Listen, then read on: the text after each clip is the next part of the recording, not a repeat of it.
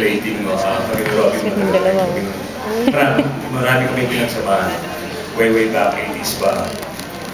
And of course, si Bea, second time that I played her father again. And then also the Empress.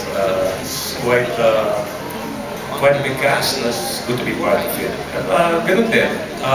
Bawat mga eksena namin ginagawa, especially nga sa creative,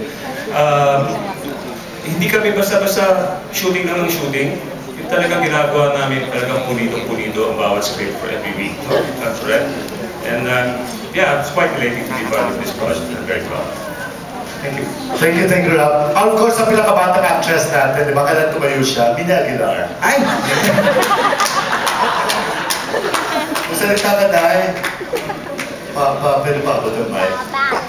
Anong role mo rin mo? Ayan, first of all, I would just like to say that it's always a joy and a privilege po na makasama sa bawat teleserye ng ABS-CBN. Ayan, maraming salamat. Ang role ko po dito ay kakaiba. Ayan, kakaiba kasi ako yung yaya ni Empress. Kakaiba in the sense na kagalang-galang. Ayan. So, funny pero kagalang-galang. Yan po ang sabi ng aking mahal na direktor po na si Direk Trina, si Direk Reg, na nakasama ko na sa aking mga teleserye. Of course, Bea, she's so beautiful and sweet. And of course, Sir Robin. Ayan. May gano'n talaga. Ayan, thank you so much. Paul beauty contest. I love the meaning. Okay, may tanong ka dyan. Si Manay Ethel may question. Kay Dieter. Dieter, first time mo makasama sa isang action. Sa isang series. How was it? Gusto po malaking karangalan na mabigyan ng itong kalaking proyekto. Kasi syempre, nagsimula ako, medyo nalilinya ako sa mga ibang types of roles. And then nag-drama. And I was first offered to do an action. Parang narinig ko pa ng Robin Padilla, hindi na ako nagdalawang isip eh. So parang it's more of the excitement and naramdaman ko dahil syempre, isa siya dun sa mga mag-aligi sa industriya natin pagdating sa larangan ng action. So I really look forward. And natutuwa ko dahil he's a very generous guy. And marami akong natutunan sa kanya. And patuloy akong, natututo. Kaya maganda rin na nabigyan kami ng pagkakataon nila BJ. Dahil siya yung parang, siyempre, parang tinitingala namin na maganda na ito, opportunity. So that's not wasted. Yeah. Thank you po. Sa dalawang director, sabi nga ni Mark, you have quite a cast in this series. Talagang nakita ko ngayon, impress ako na makarami nila. I wonder how you are able to distribute your roles for each of them to shine pa rin despite na makarami nila at lahat sila ay may kanya-kanya na naitulad na status.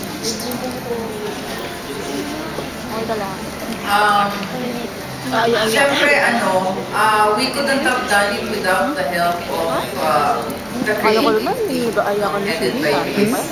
And then of course, sa tulong din ng mga producers namin, si Annie Coman at si Dars. Pinag-usapan po yan, isang mahabang, siyempre ilang sessions po yan ng meetings, no, to discuss. Nung nabuo na namin yung pilot episode sa script, no, inupuan namin yun at isa-isa namin may characters, no? And then, siyempre, pinag-usapan, pinag-diskusyonan, pinag-awayan, kung sino ang gaganap sa bawat role. Yun, hanggang saan nabuo itong cast na to. Very formidable cast. Siyempre, kailangan namin ng matitinding support, no? For Robin and for Bea. Dahil, siyempre, hindi naman pwede silang dalawa lang ang gumanap sa buong teleserye. Kaya yun, sobrang hinimay namin bawat character kung sinong pwedeng gumanap. At yun, ganun nabuo ang cast na ito.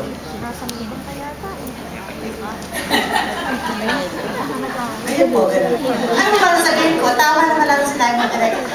Ayun po, tama po siya.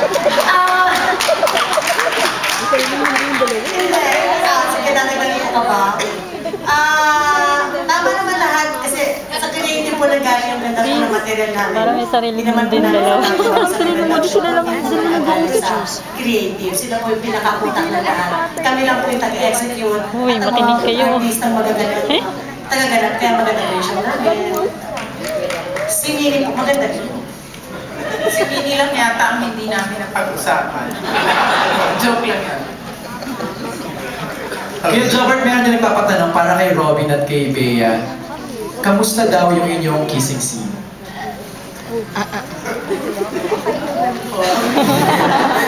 May ilangan ba sa una? Meron bang nakailang takes ba? Nakailan dito. Nag-request ako.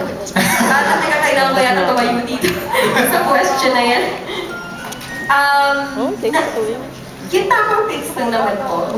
Mga ilan yung tamang takes? Hindi naman ibang angulo yun eh. So, syempre, Kasakitan dito. Sige, ano po? Naghihintay yata ang press ng number. Hindi ko po maalala eh. Apat? Hindi naman, isa lang na yata. hindi, mga ano po, isang take sa bawat angulo. Eh, feeling ko pelikula yung ginagawa namin. So, ang daming Mga 8 angulo yan direct. Mga 8 siyang gano'n. Hindi na ako yun, so Direk Reggie na yung iba. Yung bang kissing scene sa akin, iba kay Direk. Pwera pa yun yung sa mga request nila na take 2, take 3. Ay! Sino nagre-request direct? Ay, ako wala ko hindi ko na sasabihin kung sino nag-request. Pero yun, so mga 8 angulo times take 3, so mga 24. Wow! Ang dami! Hours na, Direk, sabi ka na doon ako.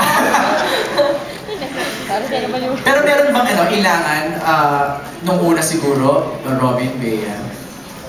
Wala, sa akin po, wala. Okay. Isang paralan lang.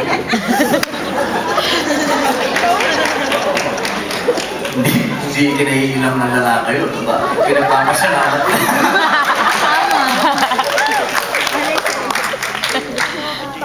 Sa parte ko po, pagka nung binabasa ko sa script, kapag iniisip ko pala kung paano niya gagawin, syempre kinakabahan na, tumatagandong na yung heart ko.